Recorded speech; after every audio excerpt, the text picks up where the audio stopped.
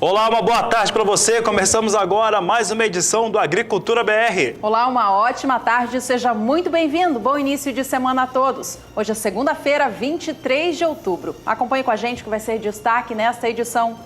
Destaque nessa edição para o quadro Agroações em relação ao JBS, que volta a abater bovinos e a comprar bovinos a partir desta terça-feira. Falta de chuvas e calor excessivo em Goiás atrasa o plantio da soja e já causa prejuízos nas lavouras implantadas. Informação importante para o café no cenário global: a produção na temporada 2016-2017 ficou abaixo do consumo de café na última temporada. E veja ainda hoje que agências de mercado estimam que a movimentação de baixa para o mercado do arroz no Brasil tenha estancado a partir de agora. Tem mercado físico, mercado futuro, previsão do tempo e muito mais. Começa agora o Agricultura BR.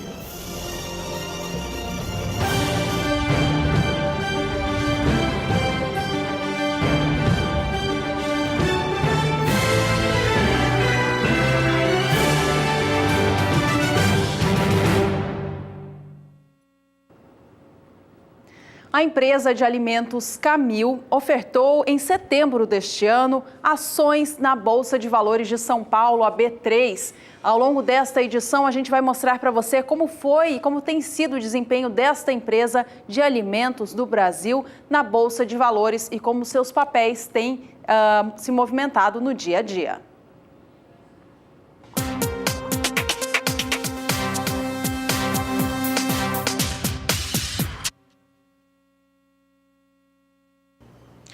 Por aqui o Agricultura BR traz em destaque a JBS mais uma vez no quadro Agroações, desta vez para falar a respeito da retomada das compras e também dos abates no estado de Mato Grosso do Sul. Isso foi acertado depois de uma reunião na sede do governo do estado sul-mato-grossense nesta última sexta-feira, no qual estiveram participando representantes da JBS e também do governo. Nele ficou acertado que sete unidades que estavam paralisadas desde a última quarta-feira, no dia 18, voltam às suas atividades nesta próxima terça-feira. Nós vamos ver agora como é que se comporta, como é que se tem se comportado nos últimos 30 dias as ações da JBS, porque é importante lembrar que a JBS passa por uma série de fatores, isso daí é fato para todo mundo que acompanha o agronegócio, fatores negativos. A última semana foi marcada por fatores em série, um dia após o outro, vindo tanto no cenário nacional, regional, no caso do Mato Grosso do Sul, e internacional, com informações negativas, o que trouxe pressão de queda para as ações.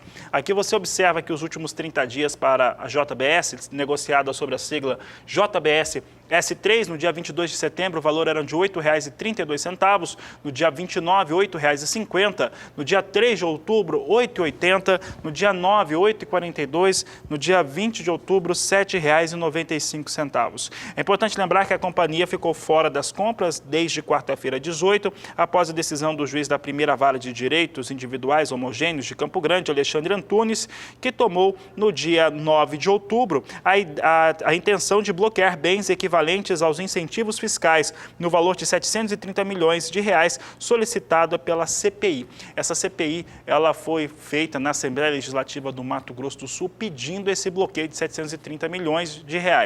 É importante ressaltar que até a sexta-feira o que se sabia é que 10% desse valor estava bloqueado no estado sul-mato-grossense. Um outro fator é que, apesar de ter se comprometido a pagar as suas tributações, aquilo que deve, a JBS não reconhece as dívidas, foi colocado isso durante essa reunião, JBS não reconhece essa dívida de R$ 730 milhões que desencadeou, após a CPI, essa paralisação nas atividades que volta a agir a partir desta próxima terça-feira. Agora, com essa informação, o mercado reagiu e reagiu de maneira positiva. A JBS subia hoje, chegou a subir 1% nesta segunda-feira. Nesse momento sobe 0,5%, vem a R$ 7,99 as ações da JBS, negociadas sobre a sigla JBS S3.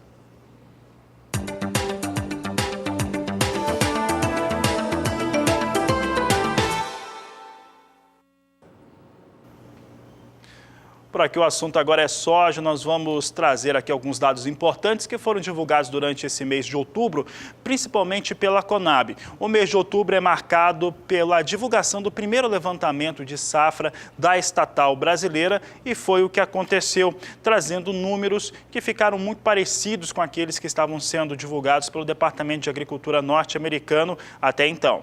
Você acompanha comigo aqui o primeiro gráfico de produção, trazendo aqui o que acontece em relação à área de soja no Brasil. Nós temos aqui a produção, de acordo com a Conab, a área de produção, que na temporada 16-17 teve uma ocupação de 33 milhões e 900 mil hectares. A 17-18 com 34 milhões 460 mil hectares. Aqui tem uma variação de 1,6% até 3,8%. A equipe da Agricultura BR chegou a esse valor médio em relação às áreas de produção. Agora, o outro dado que é o que chama bastante atenção é em relação àquilo que está influenciado diretamente no clima. A questão do clima ela é importante porque ela acaba influenciando os resultados de produtividade. Tanto é que mesmo com uma área maior, como você viu agora, a produção deve ser menor porque a produtividade cai. Essa produtividade recua de acordo com o Conab. Aqui é um número já fechado que foi apresentado pela estatal brasileira. A 16-17 teve uma produtividade recorde em relação à safra 16-17, chegando a 56,06 sacas por hectare. A 17-18 deve ter uma produção de uma produtividade de 51,25 sacas, portanto, recuando um pouco essa produtividade média no Brasil. A produção de soja no Brasil, com isso, deve ficar bem menor em relação ao do ciclo passado, que foi recorde no país. A safra passada rendeu mais de 114 milhões de toneladas. Para este novo ciclo, a Conab projeta uma média de 107 milhões de toneladas a menos, portanto, na comparação com a temporada passada. Conab, portanto, reforça que a safra passada foi de 114 milhões e 70 mil e a primeira estimativa de safra ficou em 107 milhões 120 mil toneladas para este novo ciclo. Esta é uma média do intervalo estimado pela companhia entre 106 milhões e 108 milhões 270 mil toneladas. A gente segue vendo os números de produção de soja do Brasil e confirmando essa crescente produção que o país teve e essa declínio agora neste ciclo 17-18. Vamos relembrar as últimas safras então. Temporada 12-13, Brasil colheu quase 81 milhões e meio de toneladas de soja. Safra 13-14 foram 86 milhões 120 mil. 14-15, 96 milhões 220 mil toneladas. A safra 15-16, que tinha a expectativa de ser a primeira superior a 100 milhões, teve quebra por conta do El Ninho, foi de 95 milhões 430 mil. Safra passada, temporada 16-17, Brasil colheu mais de 114 milhões de toneladas de soja, foi a sua maior produção, ficando bem próximo à produção maior do mundo, que é a dos Estados Unidos, que na época foi de 117 milhões. Para novo ciclo, portanto, 107 milhões 130 mil é a estimativa da Companhia Nacional de Abastecimento.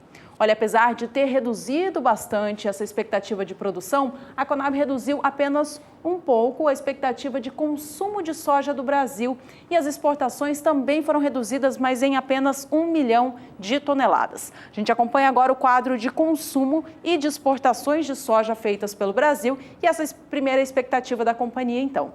Relembrando, temporada 12-13, o Brasil consumia 38 milhões 690 mil toneladas de soja. A partir da 13-14, passou de 40 milhões, 14-15 foi 42 milhões 850 mil, temporada 15-16, 43 milhões 700 mil toneladas, ciclo passado, 16-17, 47 milhões 280 mil toneladas e para o ciclo novo, a Conab projeta um recuo de 500 mil toneladas no consumo interno de soja do Brasil, estimando este fator na safra em 46.780.000 toneladas. Por fim, a gente fala dos números de exportação. Estes balizam bastante o mercado, mostram quanto que o Brasil continua participativo neste cenário internacional da soja. Veja que as exportações neste ciclo novo devem continuar bastante aquecidas. Relembrando as safras passadas, o Brasil exportava 42 milhões no ciclo 12-13, foi para 45 no 13-14, 54 milhões 14-15, temporada 15-16 houve um recuo por conta da quebra de safra, 51 milhões e meio de toneladas do grão. Safra passada, maior número até então, 65 milhões de toneladas de soja, foi o volume que o Brasil enviou ao exterior. Para o ciclo novo, 64 milhões, 1 milhão a menos apenas na comparação com a temporada anterior.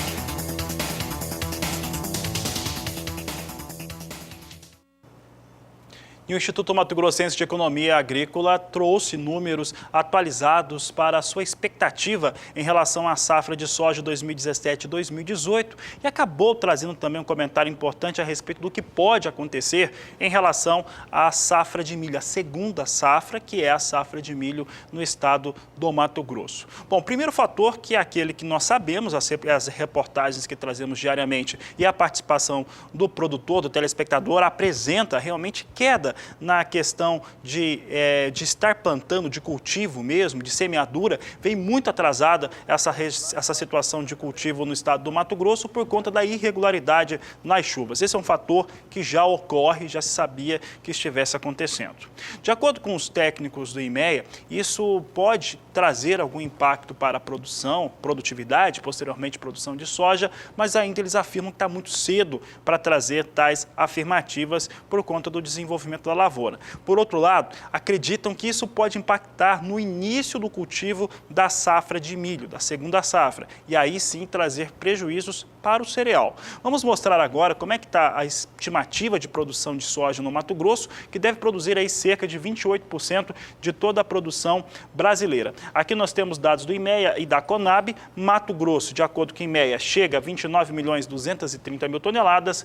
Brasil, de acordo com o Conab, chega a 108.260.000 toneladas. De acordo com o superintendente do IMEA, o Daniel Latorraca, essa situação do atraso no início do cultivo da soja deve ou pode impactar em relação ao cultivo do milho de segunda safra. De acordo com ele, quanto mais tarde se cultivar a oleaginosa, mais fora do momento ideal, daquela janela ideal de cultivo, vai ocorrer o cultivo do milho de segunda safra. E isso pode interferir tanto na produtividade quanto na produção, uma vez que não vai aproveitar aquelas situações melhores de umidade de solo para o cereal. E isso pode trazer prejuízos lá na frente. O estado de Goiás passa pela mesma situação do que o Mato Grosso, se não é ainda pior. De acordo com informações da AproSoja do estado goiano, faltando pouco mais de 2 meses para o estado concluir o prazo final para a semeadura da soja, que encerra no dia 31 de dezembro, os goianos plantaram apenas 5% do total previsto para esta nova safra.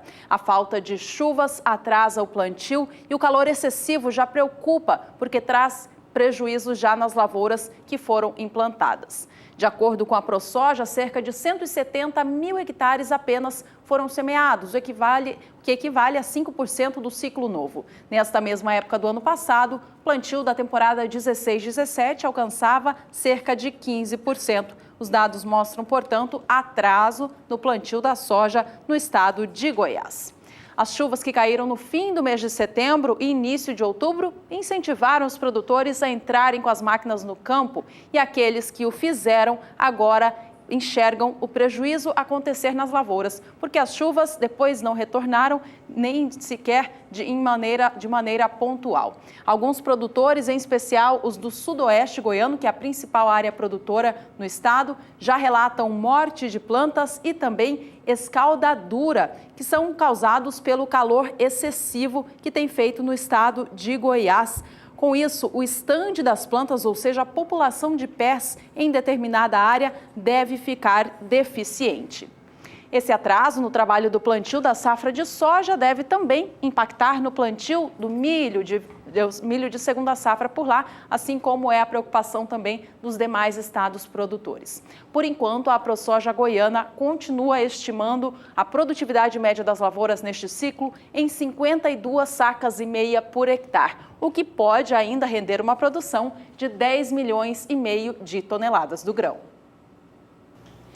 E as condições climáticas finalmente começaram a melhorar no centro-oeste do país. Teve chuvas em parte desses estados. Quem vai falar a respeito deste tema é a Juliana Rezende, que fala como que fica o clima para os próximos dias no quadro Agroclima. Agroclima. Oferecimento Santa Helena. As melhores sementes de milho para grãos e silagem.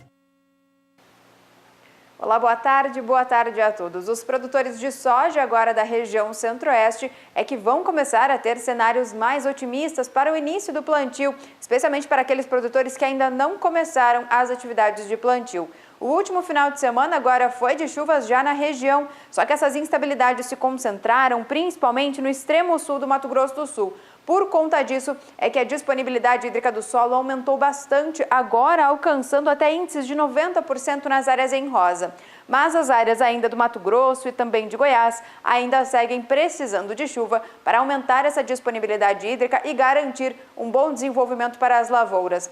Nos próximos 5 dias, as instabilidades até conseguem se espalhar pela região centro-oeste devido aos ventos em altos níveis da atmosfera, que acaba trazendo mais umidade da Amazônia. Só que dessa vez a chuva ainda fica um pouco mais concentrada no Mato Grosso do Sul. Previsão de chuva forte e também temporais nas áreas mais ao sul do estado. Já nas demais áreas da região centro-oeste, a chuva até ocorre, mas de forma muito fraca e também isolada.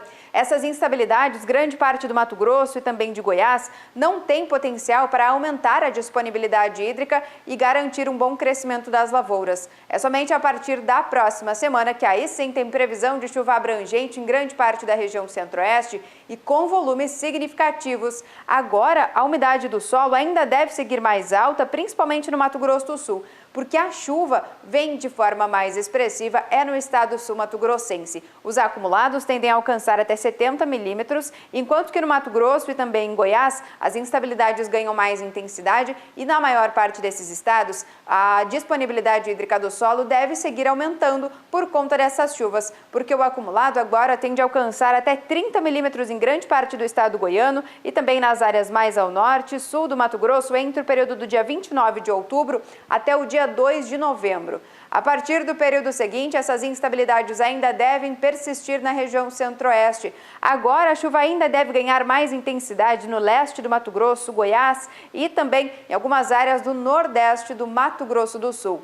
Em grande parte da região centro-oeste, agora no final do mês de outubro e também no começo do mês de novembro, as instabilidades ganham intensidade e se tornam bastante significativas para esse início do plantio da soja. Então, no decorrer das próximas semanas, as chuvas voltam a se espalhar pela região centro-oeste e trazer melhores cenários para esse início do plantio das lavouras. Daqui a pouco eu volto com mais previsão do tempo. O assunto segue sendo soja, agora cenário internacional. Soja segue naquele movimento de estabilidade. Vamos saber como é que vem a operação agora. Vem totalmente estável. Novembro a $9,79 o bushel, janeiro 9,89, março 9,99, maio $10,08 por bushel. Posições na estabilidade. É um movimento que a gente está vendo já há pelo menos uma semana com os negócios com a oleaginosa em Chicago. Já o dólar aqui no Brasil tem mostrado força. Desde o fim da última semana vem quase chegando aos R$ 3,20. A gente acompanha neste momento como ele vem operando. E o dólar passa os 3,20. Neste momento vem a R$ 3,20 mais 6, com elevação já de 0,5%. O Agricultura BR vai agora fazer o seu primeiro intervalo desta edição. Aproveite esse tempinho para entrar em contato conosco, mandar uma mensagem, uma foto, vídeo da sua atividade aí no campo. Escreva para o WhatsApp no nosso número 67996562266. Voltamos já.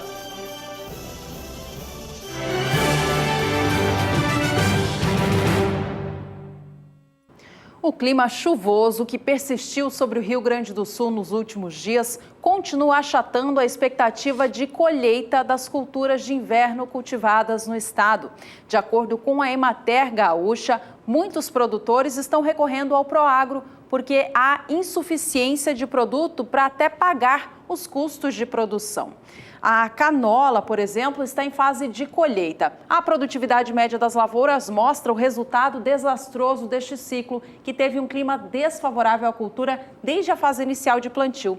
A estimativa atual do rendimento médio das lavouras de canola está em 700 quilos por hectare. A estimativa inicial, de acordo com a Conab para o estado gaúcho, era de 1.286 quilos. De acordo com a Emater Gaúcha, a cevada, que está em fase agora de maturação, segue também muito prejudicada por conta desse excesso de umidade. A expectativa de colheita está bem inferior em relação ao que a instituição estimava no início do ciclo, que era de 3.100 quilos por hectare. Mas agora as lavouras de cevada já indicam um rendimento de 2.500 quilos por hectare. O trigo também está em fase final de maturação e início de colheita. E a alta umidade atrapalha demais essa fase, esse estágio de desenvolvimento da cultura e torna cada vez mais o trigo no estado gaúcho de pior qualidade. Ainda nessa edição, a gente traz a previsão do tempo para o estado gaúcho, como que ela vai se comportar nos próximos dias.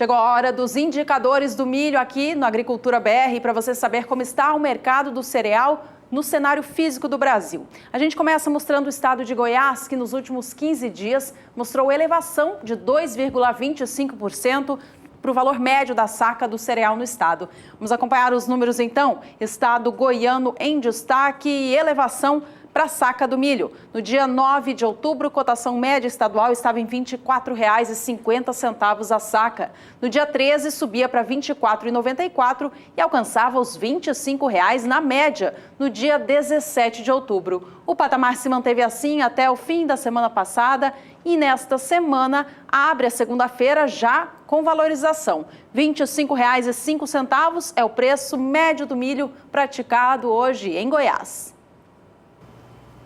Por aqui trazemos agora o Mato Grosso do Sul, que nos últimos 15 dias tem alta de 2,38% para o valor médio da saca do milho. Observe que no dia 9 de outubro tinha o valor de R$ 21,00 a saca, no dia 13 chegava a R$ 21,25, valor que se repetia no dia 17 e 19. No dia 23, alcançando agora R$ 21,50 por saca, registrando alta, portanto, de 2,38%.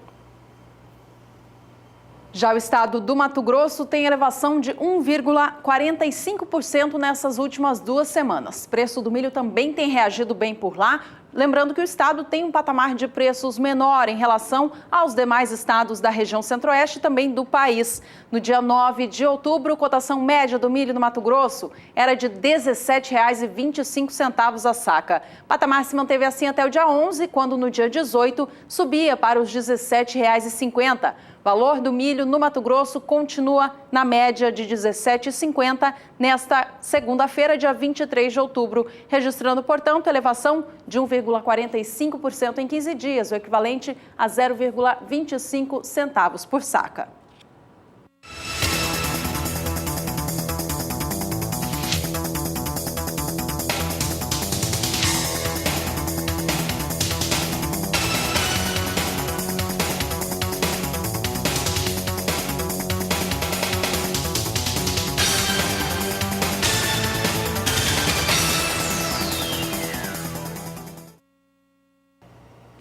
Por aqui, a Agricultura BR destaca agora como é que está o mercado futuro, começando pelo mercado brasileiro, Bolsa de São Paulo, trazemos agora. E olha só, a posição de novembro vem com 3.510 contratos negociados, R$ 31,63 a saca, com alta de 0,83%. Janeiro tem 1.540 contratos negociados a R$ 32,61 a saca, com alta de 0,87%. Destaque agora para o mercado futuro norte-americano, como é que está o milho negociado na Bolsa de Chicago, que a Agricultura BR mostra agora, mostrando aqui, trazendo os negócios com Chicago. Mudou a tela rapidinho, porque Chicago vem com alta. Olha só, dezembro com alta de 1,16% a $3,48 o bushel, março $3,62 o bushel, 1,11% de alta, agora 1,4%. Maio também pouco acima de 1%, $3,71 o bushel, e julho $3,78 o bushel, também com elevação de 1%. Posições aqui negociadas em Chicago hoje com alta depois de vários dias de pressão negativa.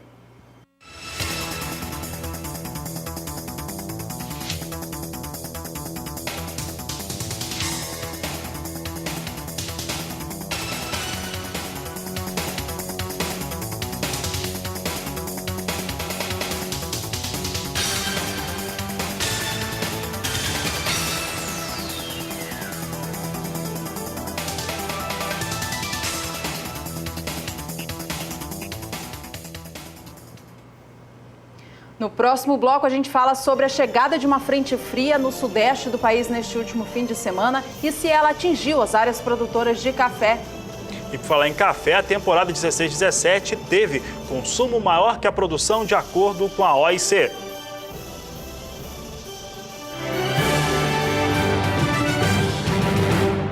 Estamos de volta, atenção cafeicultores do Brasil. Por aqui a gente começa a mostrar os valores de mercado, então, para as variedades arábica e conilon, que tem acontecido no país e também no exterior.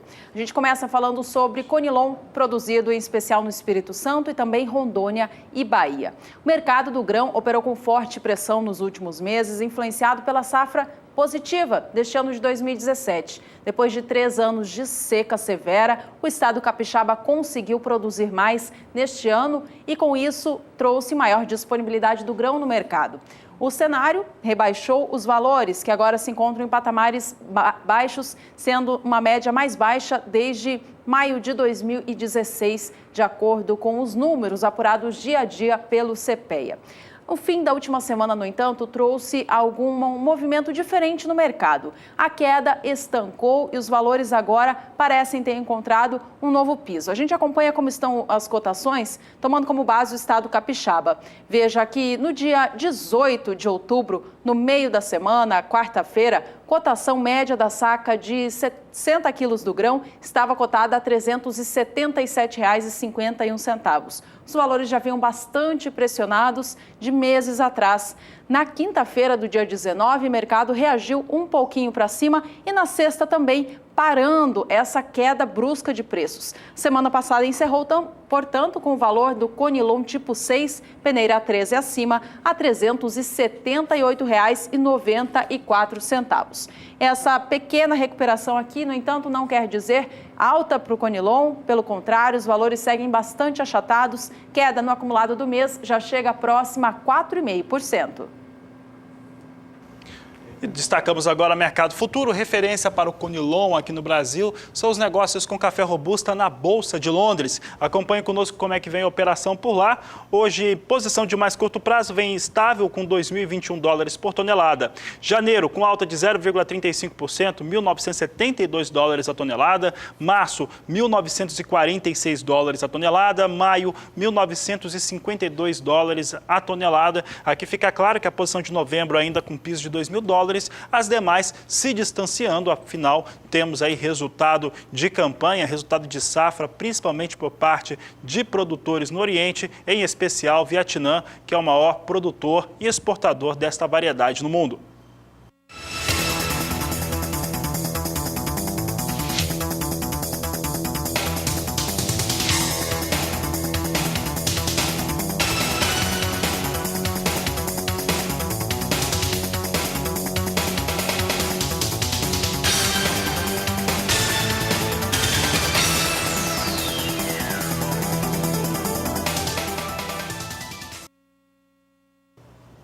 E na temporada 2016-2017, a produção internacional de cafés teve, mais uma vez, o Arábica como aquela variedade que é a de maior produção. Chegou a pouco mais de 63%, de acordo com a Organização Internacional do Café. É o que nós vamos mostrar agora, participação internacional de Robusta e de Arábica em todo o mundo, mostrando os detalhes aqui e também o total produzido.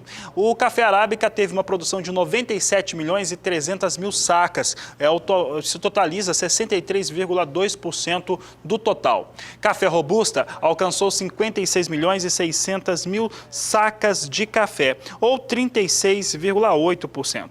A produção mundial, como você vê ali, chega a 53 milhões e 900 mil sacas neste período, o que representou 1,5% de alta frente àquilo que aconteceu na temporada passada. Então, número aqui geral, quando a gente olha aqui a participação de Arábica e Robusta, a Arábica, todos sabem, tem uma produção maior, mas o número mais importante aqui é aquele de produção, 153 milhões e 900 mil sacas, um aumento pequeno, um aumento de 1,5% para a produção na campanha 2016-2017. Mas o dado principal é aquele quando comparamos o que foi ofertado com aquilo que foi demandado. Portanto, consumo internacional de café. E o consumo internacional de café ficou mais de 2 milhões de sacas acima da produção na temporada anterior. Veja só conosco como é que fica esse cenário. Aqui mostrando produção, é um número que você já conhece, 153 milhões e 900 mil sacas. Consumo chegando a 155 milhões e 100 mil sacas de café para o ano cafeeiro 16-17.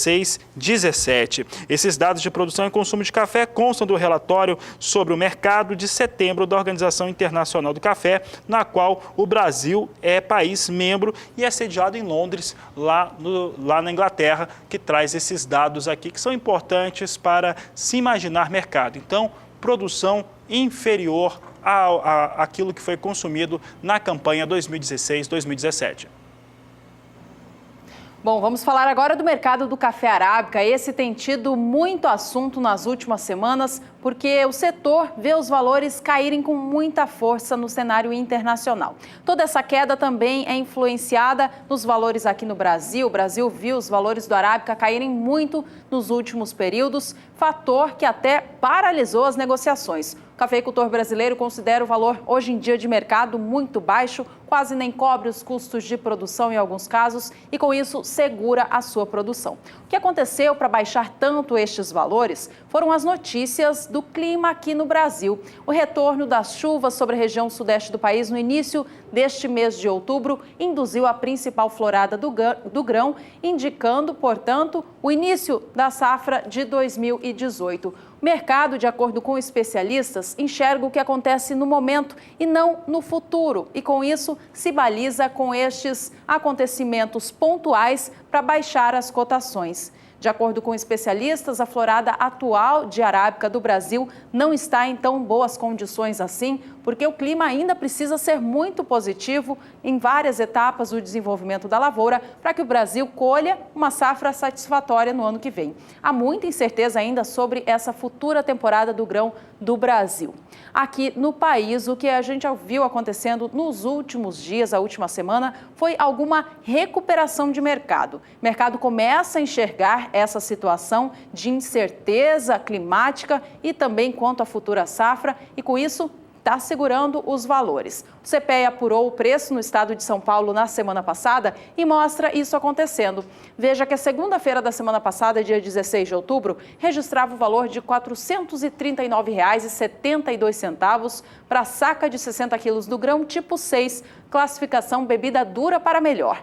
Dia a dia, praticamente, o valor do Arábica veio ganhando um pouquinho de força. Na terça-feira foi para os R$ 440, mantendo esse piso na quarta do dia 18. Quinta-feira registrou o valor de R$ 445,65 e a semana encerrou com uma nova alta. Valor da saca chegando aos R$ 446,29. Ainda assim, o valor ainda está um pouquinho inferior em relação ao fechamento de setembro. Queda é de 0,5%.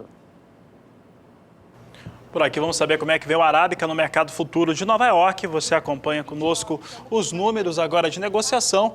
Café tem sofrido essa pressão negativa toda, muita especulação de mercado, como o Eduardo Carvalhais falava na última semana aqui no Agricultura BR.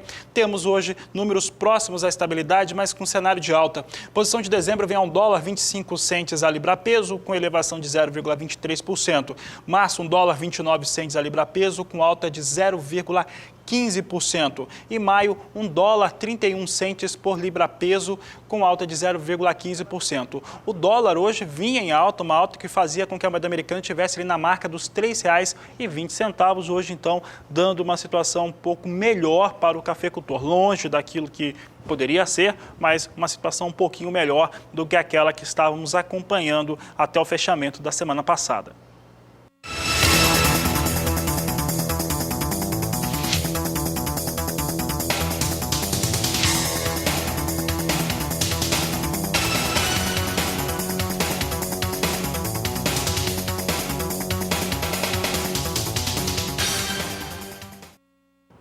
E o último domingo foi marcado pela chegada de uma frente fria na costa sudeste do Brasil. A Juliana Rezende nos conta agora se essa chegada dessa situação trouxe chuvas, ventos e como ela impactou nas áreas produtoras de café. Vamos ver.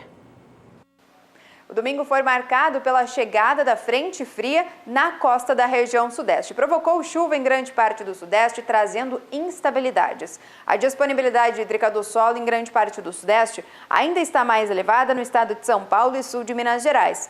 Já nas demais áreas, a irregularidade das chuvas ainda mantém a umidade do solo muito baixa, especialmente no norte de Minas Gerais, onde a umidade do solo ainda está com índices abaixo de 10%. Nos próximos 5 dias, essa frente fria ainda consegue se afastar em direção ao oceano, mas ainda ajuda a organizar instabilidades na região. Por conta disso, no estado de São Paulo é que a chuva é mais forte, especialmente no oeste paulista. Acumulados ainda podem alcançar até 50 milímetros. Agora, essas instabilidades também conseguem avançar pelo estado mineiro e é nas áreas mais ao sul do estado de Minas Gerais que as chuvas ocorrem com um pouco mais de intensidade. Só que essas instabilidades ainda não vão conseguir alcançar o norte de Minas Gerais e também o norte do Espírito Santo, justamente as áreas mais secas do sudeste. Na próxima semana, novas áreas de instabilidade vão conseguir avançar pela região sul e vão ainda alcançar as áreas do sudeste. Com isso, segue tendo previsão de chuva agora na maior parte da região e, inclusive, as chuvas ganham mais intensidade no estado de São Paulo, acumulados de até 70 milímetros no oeste paulista. E dessa vez, as chuvas alcançando todas as áreas do sudeste voltam a provocar instabilidades nas áreas mais ao norte de Minas Gerais e com chuvas significativas, volumes de até 30 milímetros. A partir do período seguinte, essas instabilidades ainda no sudeste ainda devem persistir, só que agora a chuva mais forte vai se concentrar na metade norte de Minas Gerais. Previsão de acumulados de até 70 milímetros. E as instabilidades ocorrem em grande parte da região. O acumulado no estado de São Paulo agora vai ser um pouco mais baixo, mas mesmo assim ainda segue chovendo para manter a disponibilidade hídrica do solo bastante elevada. Então, no decorrer das próximas semanas, novas áreas de instabilidade que acabam avançando da região sul voltam a provocar chuvas expressivas no sudeste, especialmente naquelas áreas mais secas do norte de Minas Gerais. Daqui a pouco eu volto com mais previsão do tempo. Obrigada, Juliana. E daqui a pouco ela fala sobre o clima na Bahia, atendendo a dúvida de um telespectador. Bom, e você vai ter muitos outros destaques a respeito também do mercado da soja daqui a pouco.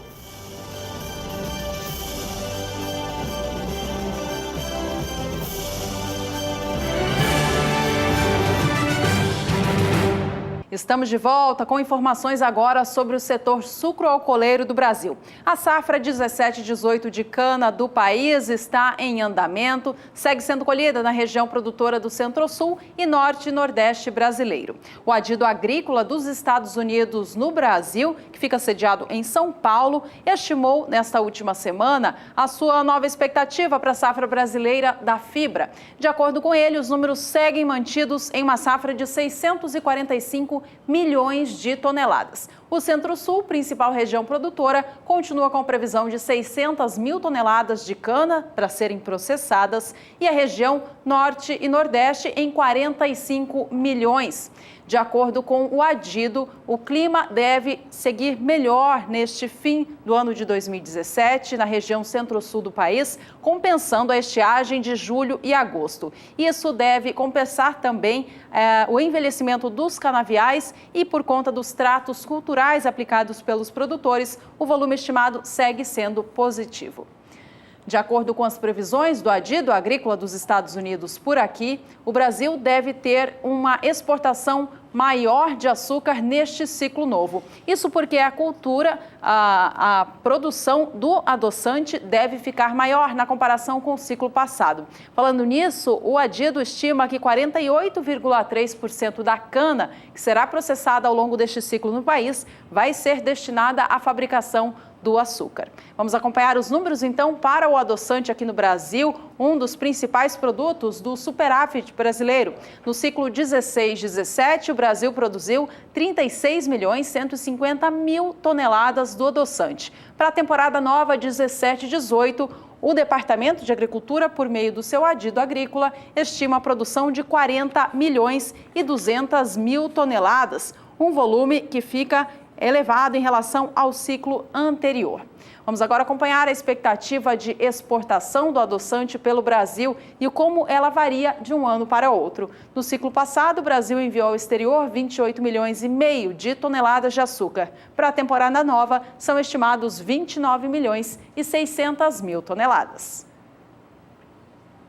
Vamos acompanhar agora o mercado futuro do açúcar no cenário internacional. Então você acompanha comigo agora como é que vem as negociações em Nova York para o adoçante. Temos aqui, nossa equipe está avisando que daqui a pouco nós teremos melhores condições para trazer açúcar negociado na Bolsa Internacional. Eu lembro mais uma vez que sua participação é importante, então fique conosco, participe, mande as suas mensagens, aquilo que você quer ver no programa, para o nosso número do WhatsApp, 67996562266. 67996562266.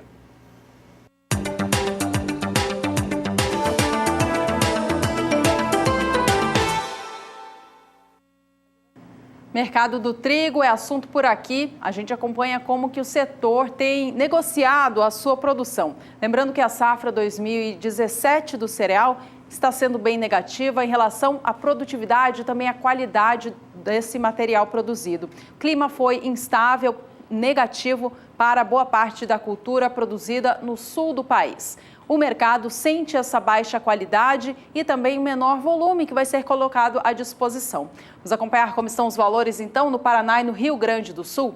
A última semana encerrou com elevação até expressiva para o valor da tonelada do trigo tipo pão ou melhorador no Paraná. O valor ficou em R$ 606,38, um dia de forte alta em relação ao fechamento da quinta, que havia sido de R$ 601. A gente vê aqui no dia 16, a segunda-feira da semana passada, cotação da tonelada do trigo tipo pão ou melhorador estava em R$ 591. Ao longo da semana recuperou o patamar de R$ 600 a tonelada, em reflexo, portanto, desta safra já menor. No estado do Rio Grande do Sul, a situação preocupa. O valor está 6,5% mais baixo na comparação com o fechamento do mês passado. Isso porque a qualidade do cereal que começa a ser colhido no estado do Rio Grande do Sul é bastante ruim. O mercado sente essa situação e pressiona os valores. Nesta última sexta-feira, dia 20 de outubro, cotação da tonelada do trigo tipo brando no estado gaúcho fechou a R$ 548,41. Foi mais um dia de queda nos preços. Com isso, o valor já vem 6,5% inferior ao encerramento de setembro. Situação não é nada fácil para o produtor de trigo, principalmente do Rio Grande do Sul, que vê a qualidade do produto cair a cada dia. Por falar em sul, o sul do país teve frio, temperaturas mais baixas nesses últimos dias, com inclusive a apresentação de geadas no final de semana. Vamos saber agora como é que ficam os próximos dias com a Juliana Rezende. A semana começou com baixas temperaturas no sul do país, por conta do avanço de uma massa de ar mais frio, que garantiu o tempo firme na região sul e também o declínio das temperaturas. Houve até episódios de geada no estado de Santa Catarina. E as culturas que podem ter sido mais afetadas é principalmente os pomares e as lavouras de frutas. Só que esse frio não deve durar muito, só deve ter persistido agora mesmo no decorrer desta segunda-feira. A partir da terça-feira, essa massa de ar mais frio já perde bastante intensidade e aí as temperaturas começam a se elevar de forma gradual. A umidade do solo ainda segue bastante elevada em grande parte da região sul, com índices superiores de 90% na maior parte das áreas em rosa. Nos próximos dias, as chuvas vão ganhar mais intensidade no estado do Paraná. O acumulado de chuva no estado do Paraná, principalmente no oeste e também no norte, tende a alcançar até 70 milímetros. E essas instabilidades vão estar associadas com a formação de uma nova área de baixa pressão entre o norte da Argentina e também o Paraguai, que vai provocar essa chuva mais forte. Nas demais áreas do sul do Brasil, as instabilidades ainda ocorrem, mas de forma mais fraca. As temperaturas agora no decorrer dos próximos dias ainda ficam um pouco mais baixas. A média das temperaturas fica em torno de 10 graus em grande parte do Rio Grande do Sul e também algumas áreas de Santa Catarina, mas agora já sem riscos para geada. Nos próximos dias, essas instabilidades que ficaram concentradas no estado do Paraná, agora elas ainda devem seguir concentradas especialmente na metade oeste paranaense. E o volume de chuva ainda vai ser bastante elevado, em torno de 70 milímetros. As temperaturas mínimas agora já ficam mais elevadas e ficam na casa dos 12 graus no estado do Rio Grande do Sul, a mesma temperatura mínima no estado de Santa Catarina no decorrer dos próximos dias. Então, ao longo das próximas semanas, essas temperaturas agora devem se elevar de forma gradual, porque essa massa de ar mais frio perde intensidade e aí não acaba provocando essas temperaturas muito baixas no início da manhã. As instabilidades ainda devem se concentrar no estado do Paraná e manter a disponibilidade hídrica do solo bastante elevada. Daqui a pouco eu volto com mais previsão do tempo. Por aqui, o Agricultura BR convida você, principalmente que está no Mato Grosso do Sul ou que estará no próximo mês, nos dias 28 e 29 de novembro. É porque Safras e Mercado, em parceria com o Canal do Boi, nessas datas trará um curso muito importante para Campo Grande. É o curso de comercialização de milho e soja, como reduzir riscos na comercialização utilizando ferramentas globais. O objetivo é mostrar ao participante a compreensão dos mecanismos de formação de preços no mercado de milho e soja, estratégias de comercialização para os dois produtos, dominar técnicas que permitem adequação entre mercados físico, futuro e de opções, melhorar gestão de riscos, de derivados, da volatilidade, entre outros temas. Quem vai ministrar esse curso é Paulo Roberto Morinari e o Paulo Roberto estará conosco em Campo Grande e ele vai ministrar esse curso. Ele tem mais de 25 anos de experiência no mercado de grãos e também no mercado de carnes e vai ministrar esse curso nos próximos dias 28 e 29 de novembro. Recado importante para quem está principalmente no estado de Mato Grosso do Sul e que pode participar ou que vai estar no estado do Mato Grosso do Sul. E nós vamos agora conversar com o Walter Pulga Júnior, ele conhece bastante sobre esse curso. A Juliana está até aqui conosco também, Ju. Vamos ver se o Pulga comenta um pouco a respeito desse assunto, mas também sobre esse caso, né, da Camil, que abriu as suas ações na Bolsa. É isso mesmo, né? O Pulga já está aqui com a gente. Boa tarde, Pulga. A gente vai falar sobre a fabricante de alimentos Camil, que no mês de setembro abriu papéis na Bolsa de Valores de São Paulo, a B3. Na data de estreia, o IPO da empresa ficou em R$ 9,00 por ação. Pulga, a gente quer saber como que tem sido o desempenho da Camil, então, na Bolsa, nestes primeiros dias de movimento. Boa tarde. Juliana, boa tarde a todos, boa tarde, Fabiano. Bom, de fato, a trajetória da Camil aqui na Bolsa não tem sido das mais felizes, né? Depois de entrar no mercado no final de setembro, as operações começaram no dia 28 de setembro, o fato é que a Camil já entrou com alguma dificuldade.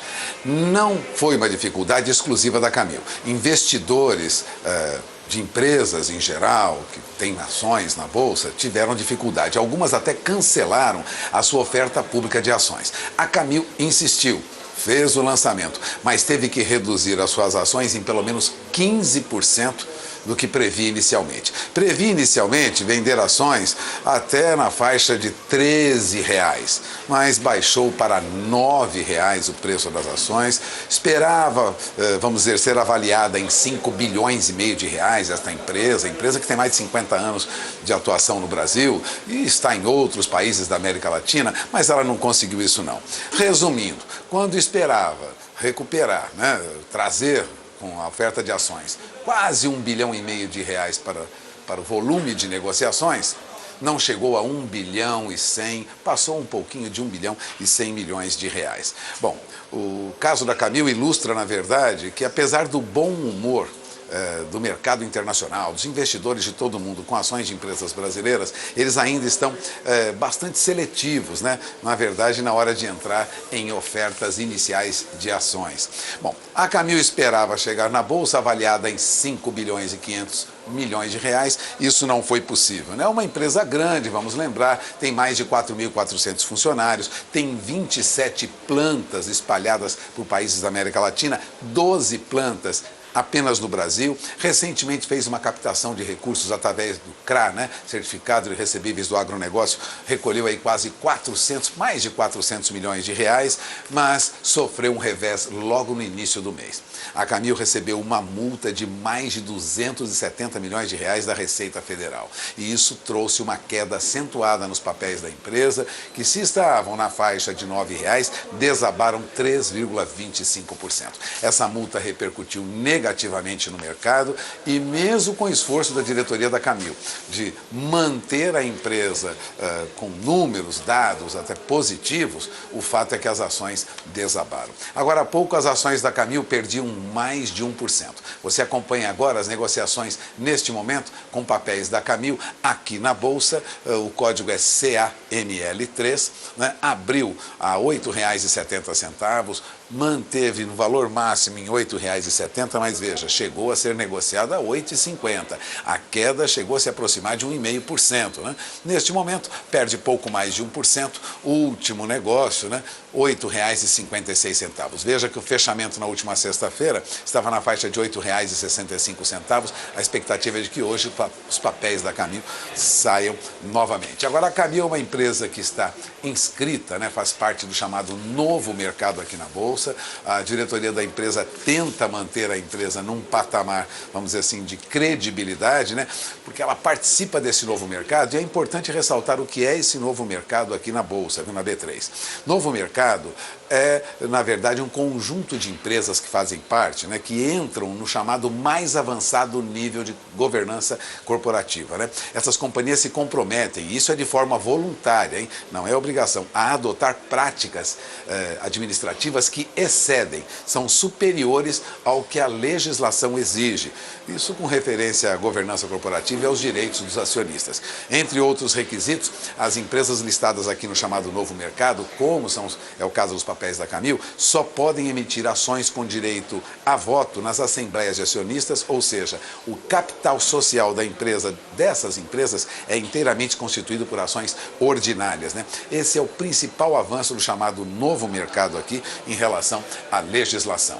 Ou seja, participar do novo mercado traz para empresas como a Camil e outras que fazem parte do novo mercado a perspectiva de credibilidade maior junto ao investidor. Isso tem mantido a Camil sob pressão, é verdade, mas ainda essa empresa, que é uma das maiores comercializadoras de arroz e feijão, muito conhecida do consumidor brasileiro, grande distribuidora de arroz e feijão, seja ainda uma empresa com credibilidade nesse mercado. E essas são as principais informações sobre isso. Hoje é um dia que deve encerrar com baixa de mais de 1%. É isso, Fabiano, Juliana. Ok, Puga, muito obrigada então pelos destaques, uma boa tarde para você, um grande abraço. Bom, a Agricultura BR vai agora para um rápido intervalo. No próximo bloco a gente fala mais sobre o clima no Brasil e trazendo a previsão do tempo para quem pediu para a gente no quadro Agricultura BR Responde.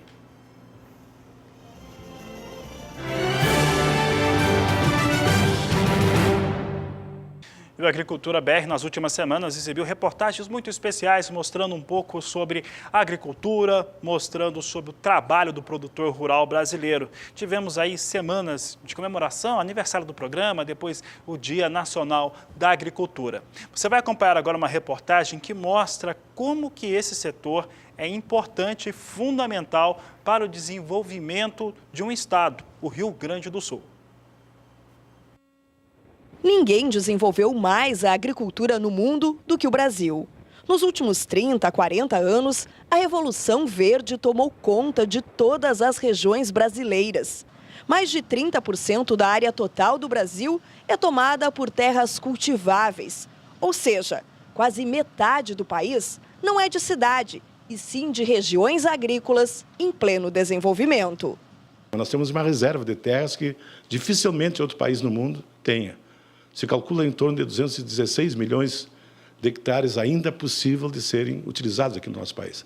O exemplo maior está lá naquela região do Cerrado, que ainda não foi transformado, né? Não foi, eu uso a palavra muito, talvez um pouco forte, não foi domesticada. Veja o exemplo da soja, né? A soja é uma cultura originária da China. Hoje está voltando para lá, mas ela veio da China, de uma região de clima praticamente entre o temperado e o tropical, mas mais para o lado temperado, né? Por isso que se adaptou aqui no Rio Grande do Sul. Em nenhum país do mundo era possível se cultivar soja em clima tropical. Hoje nós estamos cultivando lá em Roraima, né? No Maranhão, no Pará, quer dizer, nós temos condições. Então, quem é que fez isso? Foi a tecnologia brasileira, foi o mundo científico do nosso país, que fez com que houvesse uma transformação na planta de maneira tal que ela pudesse ser cultivada em ambiente praticamente tropical. Um estado em especial transformou a agricultura. Foi capaz de fazer as plantas produzirem muito mais nos últimos anos. O Rio Grande do Sul se tornou uma potência na produção de grãos. Passamos de importadores para exportadores de alimentos. E ainda fizemos isso com sustentabilidade. A tecnologia transformou a agricultura, aumentando a produtividade das lavouras e preservando os recursos naturais. O plantio direto na palha foi, sem dúvida, um divisor de águas. Além dos ganhos de produção, este modelo de agricultura trouxe também ganhos para a natureza. O impacto ainda existe, mas os danos ambientais hoje são muito menores que os de 20, 30 anos atrás. O plantio direto, sem dúvida, não do ponto de vista ecológico, de manutenção do meio ambiente, de prevenção de qualidade do solo, sem dúvida nenhuma, né? Foi um fator fundamental. É uma prática que veio ajudar a conservar e, inclusive, tem responsabilidade fundamental no nível de produtividade das nossas lavouras no dia de hoje. Com o aumento da capacidade de produção, ajudamos o Brasil a quadruplicar as exportações de produtos agropecuários e agroalimentares. De acordo com dados do Ministério da Indústria, Comércio Exterior e Serviços, as exportações brasileiras saltaram de 20 bilhões de dólares no ano de 2000 para 85 bilhões em 2016. O país se tornou o maior exportador mundial de café, aves, açúcar e soja. Se for pensar na soja, né, que é um principal pauta da exportação e um dos principais produtos agrícolas, tanto do estado, né, como da região aqui, a gente pode identificar, por exemplo, da safra do ano passado, de 2016, se comparado à safra de 96, nos últimos anos, a gente tem aí, são 20 anos aí, a gente tem um aumento de 1 milhão de hectares por ano, né? Isso se reflete em toda a cadeia produtiva, né? A gente tem aí também um aumento de produtividade em torno de 13% ao ano da soja. Da mesma forma se reflete. E não é só a soja, né? Também outros produtos aí que tornam o Brasil hoje exportador, né, de produtos agropecuários. Isso só foi possível porque a chamada revolução tecnológica também chegou no campo. A agricultura de anos atrás considerava a média produtiva da lavoura. Ou seja, do pré-plantio fazia-se uma amostragem do solo e o resultado obtido valia para a propriedade inteira. Porém, as lavouras apresentavam manchas com produtividade bastante variada.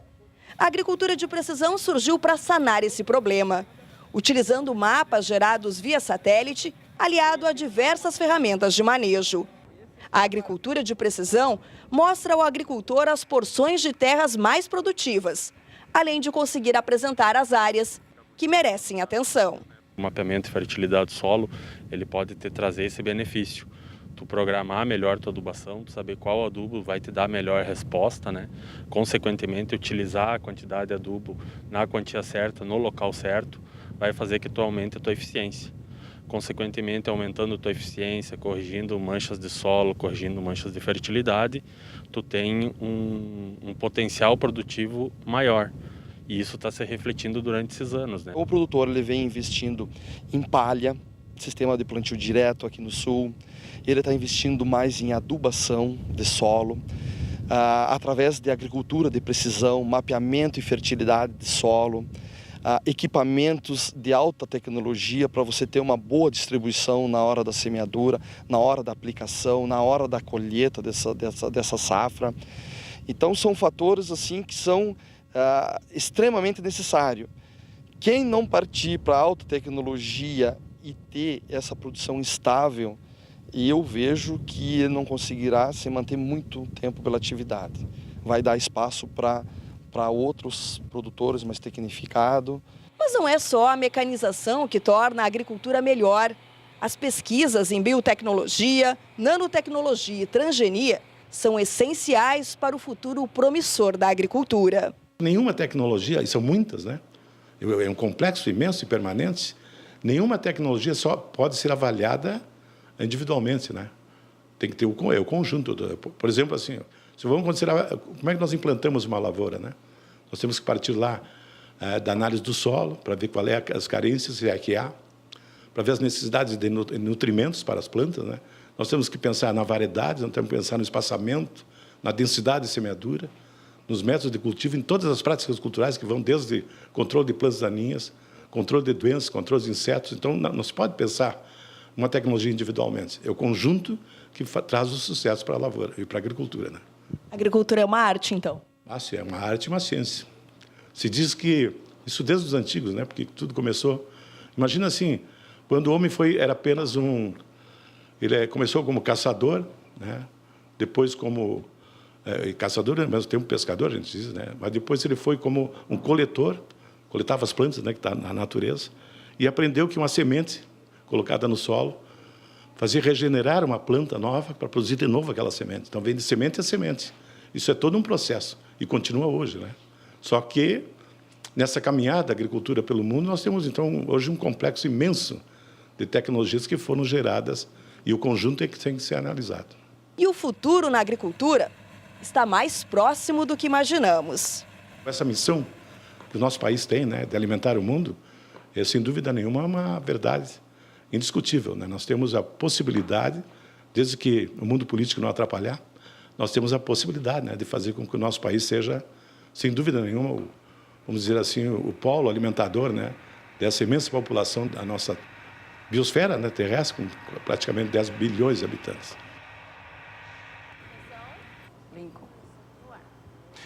Por aqui, o Agricultura BR destaca agora como é que vem soja que vem na estabilidade na abertura desta edição. Vamos saber como é que vem os negócios em Chicago agora um pouco melhor, agora o movimento de alta, 0,17% de alta nas 4 posições de mais curto prazo, é o suficiente para devolver março ao piso de $10 por bushel. Novembro vem a $9,80 o bushel, janeiro $9,91, março $10,01 o bushel e maio $10,10 neste momento, movimentação de elevação agora para a soja em Chicago. Outro fator positivo para a soja aqui no Brasil tem sido o dólar. O dólar ganhou força no fim da semana passada e hoje abre a semana também com alta. Alta forte agora, passa de R$ 3,21, vai para quase R$ 3,22, alta de 0,90%. O mercado segue de olho no cenário político interno do Brasil e também no que acontece no cenário externo. Entre os destaques está a possível mudança